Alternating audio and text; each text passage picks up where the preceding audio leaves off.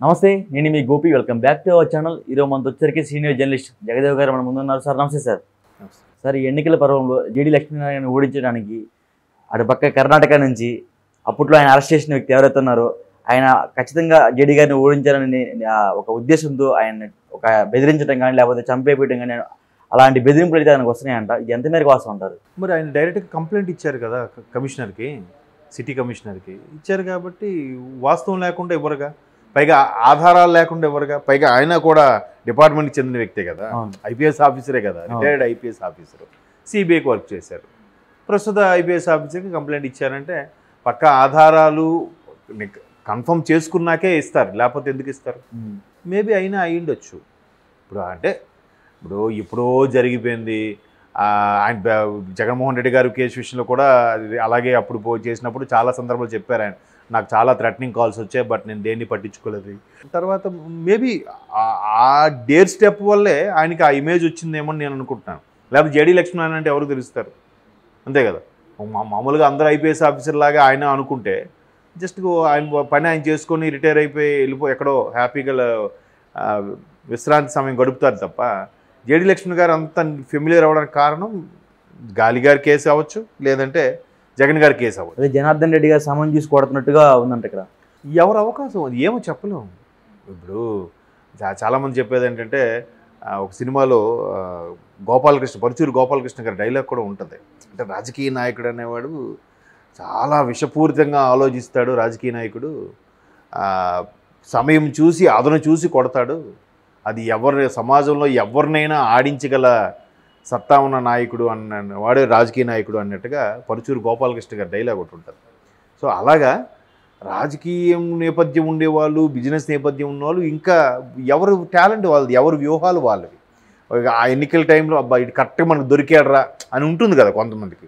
ఎప్పుడు ఎలా ఉంటుందంటే తప్పు చేయకుండా మనల్ని ఇరికిస్తే అదొక రకమైన కోపం కసి వస్తుంది. బట్ ఇవాళ రేపు తప్పు చేసినా చేయకపోయినా అరే నా ఇజ్జత్ తీసేసాడరా, నలుగురిలో నా పరువు తీసేసాడరా అని ఫీలింగ్ ఉండేటప్పుడు వీడు ఎప్పుడు దొరుకుతాడా అన్నట్టు చూస్తారు. బట్ స్వయంగా జేడీ గారే కంప్లైంట్ ఇచ్చారు కాబట్టి మేబీ వాస్తవం అయి ఉండొచ్చు. ఏదో ప్రూఫ్ లేకుండా ఆయన కంప్లైంట్ ఇవ్వడు కదా. సో మరి ఇప్పుడు పోలీసులు ఎటువంటి చర్యలు తీసుకుంటారు అనేది చూడాలి. కాల్ చేసిన వాళ్ళకి కానీ కొన్ని ముఠాలు ఆయన ఫాలో చేస్తున్నట్టుగా ఏదో అనుమానం వ్యక్తం చేశారంటున్నారు కదా. బట్ ఈయన పవర్ఫుల్ ఆఫీసరే కానీ ఇప్పుడు సర్వీస్లో లేరు కాబట్టి ఒక రకమైన బెదిరింపుకు గురి చేస్తున్నారో లేదంటే ఇంకేమైనా ప్రాణహాని ఉందని ఈయన కంప్లైంట్ మాత్రం ప్రాణహాని ఉందన్నట్టుగా పెట్టారు. మరి ఊరికే బెదిరించడానికి, మైండ్ డైవర్ట్ చేయడానికి, ఒక రకమైన మానసిక క్షోభకు గురి చేయడానికి కూడా అయ్యుండొచ్చు. లేకపోతే ఎన్నికల్లో ఆయన పేరు అట్రాక్ట్ చేయడానికి జనాలకు అడ్డు పెట్టించారంటారు. మేబీ అది చెప్పలేము. అంటే జేడీ గారి పేరు హైలైట్ అవ్వడానికనే అలాగే మరి ఆలోచన అలా అయితే దొరికిపోతారుగా. ఇప్పుడు కాకపోతే తర్వాత దొరుకుతారుగా. పోనీ అంత హైలైట్ అయ్యే ఇది పరిస్థితి అయితే లేదు ప్రస్తుతానికి. ఆయన మొన్న పార్టీ స్వతంత్రంగా ఒక పార్టీ పెట్టుకున్నప్పుడు కూడా నెక్స్ట్ మెల్లమెల్లగా పుంజుకొని నెక్స్ట్ ఎలక్షన్స్కి వరకు ఉండొచ్చేమో, కానీ ఇప్పుడు ఆ స్థాయిలో ఆయనకు ఇమేజ్ ఉందని నేను అనుకోవట్లేదు. కాకపోతే కొంచెం నేమ్ ఫేమ్ ఇమేజ్ ఉన్నాయి. చదువుకున్న వాళ్ళు 2-3 వేస్తే వేయచ్చు. అప్పుడు గతంలో ఇప్పుడు లోక్సత్తా పార్టీ ఉన్నప్పుడు కూడా ఎలా ఉండేది, జయప్రకాష్ నారాయణ గారు అంటే ఒక రకమైన ఫేవర్ అది ఉండేది. దీంతోనే మొదటిసారి ఆయన ఎమ్మెల్యేగా గెలిచారు. మేబీ అదే లాస్ట్ సార్ అనుకుంటా. మళ్ళీ తర్వాత పోటీ చేశారో లేదు, గెలవలేదు అనుకుంటా. లోక్సత్తా తరఫున చాలామంది పోటీ చేశారు. జెన్యూన్గా ఉండే ఆఫీసర్స్, రిటైర్డ్ పర్సన్స్, ఎవరైతే వాళ్ళ కెరియర్లో ఒక చిన్న మచ్చ కూడా లేని ఆఫీసర్స్ ఎవరైతే ఉన్నారో వాళ్ళందరూ కూడా లోక్సత్తా తరఫున చాలా దగ్గర కంటెస్ట్ చేసి పోటీ చేశారు. బట్ వాళ్ళు ఎవరూ గెలుచుకోలేదు. అప్పుడు జేపీ గారు ఒక్కరే గెలిచారు. అదే 2009లో ఒక విధంగా టీడీపీ ఓడిపోవడానికి కారణం కూడా లోక్సత్తా ఓట్లు చీల్చేసింది.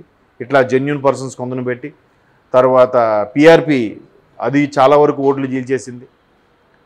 సో దానివల్ల కాంగ్రెస్కి ఇబ్బంది కలగలేదు, కానీ టీడీపీకి మైనస్ అయింది. ఈ జెన్యూనిటీ, ఈ ఎంప్లాయీస్ది ఏదైతే ఉందో ఈ లోక్సత్తాకు సంబంధించి కానీ లేదంటే పీఆర్పీకి సంబంధించిన కానీ వీళ్ళందరూ కూడా పీఆర్పీకి కొంత మొగ్గు చూపి కొంత టీడీపీకి వేయడం వల్ల టీడీపీకి మైనస్ అయిపోయింది. అక్కడ కాంగ్రెస్ ప్లస్ అయిపోయింది. ఈ లోక్సత్తా పీఆర్పీ కూడా టీడీపీ నుంచి ఓట్లు ఎక్కువ చీలిపోయాయని నా అభిప్రాయం అప్పట్లో. సో అలాంటి పార్టీగా అవతరించే అవకాశం ఉంది కాబట్టి సో ఎంతలో కొంత వాస్తవం ఉంటుంది. మేబీ చెప్పలేం మరి అది కూడా. ఇప్పుడు డిపార్ట్మెంట్ వాళ్ళు కూడా ఎంతవరకు ట్రేస్ అవుట్ చేయగలుగుతారు. వీళ్ళు నిజంగా అనుకుంటే ఆ కాల్స్ చేసేది ఎవరు, ఏంటి, మీరు ఎక్కడెక్కడ ఐడెంటిఫై చేశాడు. ఇప్పుడు ఈయన కూడా డిపార్ట్మెంట్ నుంచి వచ్చాడు కాబట్టి ఎవడోడు ఎలాంటోడు అని పసిగట్టేస్తాడు కదా. అన్నేళ్ళు సర్వీస్లో ఉన్న ఆయనకి ఎందుకు తెలియకుండా ఉంటుంది, వీడెవడో మనకి ఫాలో అవుతున్నాడు, వీడెవడో మనల్ని వేసేయడానికి చూస్తున్నాడు, వీడెవడో కాల్ చేసినాడు, ఈ వాడే వీడిలాగా ఉన్నాడు, వాళ్ళు ఈజీగా పట్టేస్తారు. వాళ్ళకున్న ఆల్రెడీ పాత పరిచయాలతోనే కొంతవరకు నడిపించగలుగుతారు. బట్ కాకపోతే ఇప్పుడు ఇట్లా కంప్లైంట్ ఇవ్వడం వల్ల కొంత సెక్యూరిటీని కల్పిస్తారు కదా. ఒక పార్టీ వ్యవస్థాపకుడిగా లేదంటే పోటీ చేసిన కంటెస్టెంట్ అభ్యర్థిగా ఒక కల్పిస్తారనే ఉద్దేశంతో మేబీ ఆయన కంప్లైంట్ ఇచ్చిండొచ్చు. ఆల్రెడీ ఆయన జాగ్రత్తలో ఆయన ఉంటూ ఆయన ఎక్కడైతే సెర్చ్ చేయాలో చేస్తూనే కంప్లైంట్ ఇచ్చుంటారని నా అభిప్రాయం. ఎందుకంటే ఐపీఎస్ రిటైర్డ్ ఐపీఎస్ ఆఫీసర్ కాబట్టి నీలా మనలాగా ఆలోచిస్తే ఆయన ఎందుకు జేడీ లక్ష్మీనారాయణ గారు అవుతారు చెప్పండి. ఆయన జాగ్రత్తలు ఆయనకు ఉండుంటాయి. బట్ ఆయన ఓపెన్గా అంటే భయపడుతున్నందుకు, ఇప్పుడు కంప్లైంట్ ఇచ్చారంత మాత్రం భయపడుతున్నట్టు కాదు మళ్ళీ. బట్ ఆయన ఎన్నికల నేపథ్యంలో ఏ ఒక చిన్న యాక్షన్ తీసుకున్నా, ఏ ఒక చిన్న స్టేట్మెంట్ ఇచ్చినా వెంటనే ఆయనకి అది రిమార్క్ అవుతుంది కదా. తర్వాత మళ్ళీ ఎలక్షన్ కమిషన్ నోటిఫికేషన్లు ఇవి రకరకాలు ఉంటాయి. అందుకు జాగ్రత్తగా ఆచితూచి రెస్పాండ్ అవుతున్నారని నేను అనుకుంటున్నా. మేబీ చూద్దాం మరి అది ఎంతవరకు వాస్తవం అనేది డిపార్ట్మెంట్ వాళ్ళే ట్రేస్ అవుట్ చేయాలి. Okay sir, thank you sir.